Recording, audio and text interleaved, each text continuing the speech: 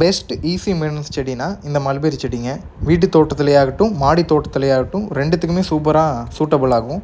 சின்னதாக ஒரு பாட் இல்லை இந்த மாதிரி ஒரு பக்கெட் கண்டெய்னரில் நீங்கள் வச்சு அழகாக இந்த செடியை வளர்க்கலாம். 2 மெத்தட் மட்டும்தாங்க. இதை மட்டும் ஃபாலோ பண்ணோம்னா செடிகளை எப்போவுமே அறுவடை எடுத்துகிட்டே இருக்கலாம். இந்த செடியை பொறுத்த வரைக்கும் சீசன் கிடையாது. நீங்கள் க்ரூம் பண்ண செடி வளர்ந்துட்டே இருக்கும். ஒரு சீசன் முடிஞ்சதுக்கப்புறமும் பக்க கிளைகள் மட்டும் கட் பண்ணிட்டே இருக்கணும்.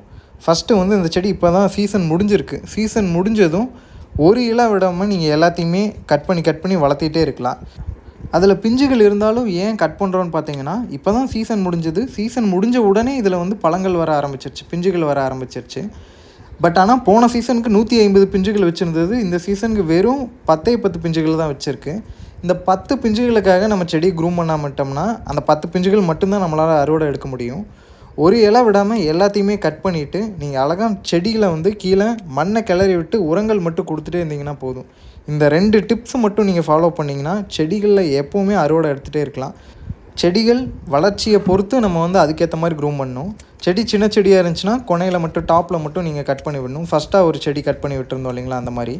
ரெண்டாவதாக வளர்ந்த செடிகள் வந்து நிறையா அறுவடை கொடுத்துருக்கு. ஸோ அதனால் கொஞ்சம் கீழேயே நுனிப்பகுதிக்கு கொஞ்சம் கீழேயே கட் பண்ணி விட்டுருக்கேன்.